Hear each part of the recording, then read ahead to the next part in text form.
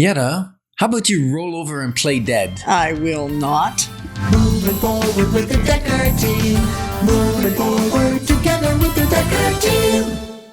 We are grateful that we've been able to come alongside you, not only buying, selling, and investing in real estate over 3,117 times over the last 35 years. Mm-hmm. We've been able to come alongside you to build your fund, build your faith, build your fitness, and build your finances. We're going to discover this time that not every negotiation is the same. In fact, every negotiation when you're buying or selling real estate is its own story. And it's kind of like dancing. It's its own dance. It's its own dance. So there are at least, we'll say 4. We rat ourselves out at the beginning. Then we know we got to get to that number of things to consider when it's in the negotiation conversation. Yeah, these are things that we take on our shoulders, right? This isn't you as the buyer or the seller, you're really considering only the one thing.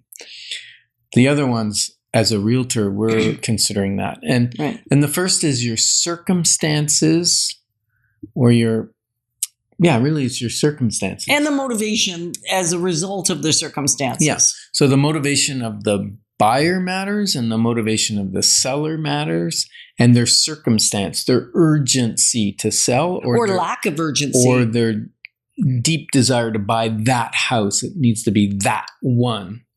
Those two things start to play into the negotiations and how you're going to negotiate. And then the other piece is the personalities of the actual buyers and sellers actually has an impact on how the negotiations will play out. Yeah, I think this is one of the toughest ones. It really is, because as a realtor, we understand the personality of the person we're dealing with, whether it be the buyer or the seller. We get their personality and we can work with that. On the other side, the only way we have any inkling of the other, I was going to call them opponent, but they're not really an opponent. They're not? They're just the other person on the transaction. We don't really know them. So we don't know their personalities. We don't know what's going to disturb them or tick them off so that they decide they're not going to play nice in the sandbox anymore in the negotiating.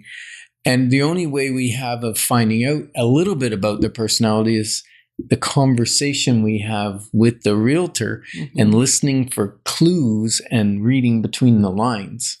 And experience has shown us what each of those things may mean, right? Like early on, I once again call myself out. Yeah, early on, what did you do, Yetta? I was just a bulldog, right? Like when you said, will you roll over and play dead? It's like, not on my watch. And to the extreme, though. There were times where I should have gone to sleep for the night and let my clients go to sleep for the night rather than keep them going till 3 a.m. Yeah, we don't do that anymore. Well, it generally doesn't serve anybody. People start to make bad decisions and agents get sloppy. People get irritable. What we thought was personalities seem to change at about 11, even 10 p.m. Yeah. I mean, if it can't be negotiated by 8 or 9 p.m. for the most part, it ought to wait to the next day. Absolutely. And yet that wasn't always the way I saw it. And it was more difficult to negotiate because you used to get in your car, drive and see the client, then you had to drive somewhere else to drop the offer off. That person took it and drove to their client. And so there was a lot of driving and time involved. Whereas now with electronic signatures and, Zoom calls, and sometimes we still meet with people, but like in person. Yeah, we do. We have quite a few, and we work a lot with elderly clients. I mean, this morning, before we were even recording, every call that I was addressing, which there seemed to be a lot today for whatever reason, were situations where I want to be present with the client. I want to be up close and personal because they either don't have a phone or don't have email or aren't comfortable with it because it's not something they've touched before, and they don't have anybody to come alongside them to sit with them while they look at the electronic signature. Right. Or the electronic paperwork. Yeah. Okay. I'm going to break you right there and go into an invite. I'm going to invite you, our listener, as you're listening right now, if you would like to build wealth wisely, because we know that many, many people, there is a crisis for their retirement. And whether you're young, mid, or nearing the end, closing towards retirement, retirement's an important piece, and building wealth wisely is an important piece to that. So we would love for you to come to our workshop on March the 20th. Jump on our website, Dekker Team, that's DEKKERTEAM.com. And there's a link there. You can join one of our events, but that one especially is what we're recommending at this moment. Yeah. And then market conditions. Market conditions impact the negotiations. There are certain markets where you're going to offer over asking, other market times where you're going to go significantly under asking. I mean, and market conditions will even dictate how something is listed in the first place. Right? So, yeah. And you know what? You just mentioned that. That's an important piece within negotiations, because sometimes the seller has, or the seller's agent has put the price aggressively, slightly below market because they want it done quickly, or whatever the motivation is. That's the indicator of the motivation. Or maybe they just priced it a little off, or maybe there's no other properties in that price range, so it makes it attractive. Like, just last week we put a condo up for sale. It was priced well. But not it was under priced, market. No, it wasn't was under even market. A little higher than you. Can I say this out loud?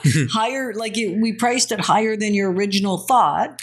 Because and the painting turned out nice. Because there's nothing on the market. Right. And they staged it and freshly painted it throughout with our contractor. So they fixed all the dents and the dings in the walls and painted the whole thing. And the first day we got 3 showings, which 3 showings in the first day says, hey, it's priced well, or there's demand for that type of property. And, we got a really great offer. The first offer, we didn't need to negotiate it. Right. So that market condition or the pricing of the property can affect how you negotiate, or even if you negotiate at all, you just give them what they're asking for, or more than they're asking for. Which certainly is sometimes the case, right? And then agent approach is the fourth one that we want to touch on. And it's like, how is that different? Well, it affects the negotiation because each agent has things they recommend to their clients or doesn't recommend to their clients. And most clients will follow the lead of the agent. So when we have a conversation with the agent, we figure out where they lean on different aspects as it relates to the offer. So important. And we go old school.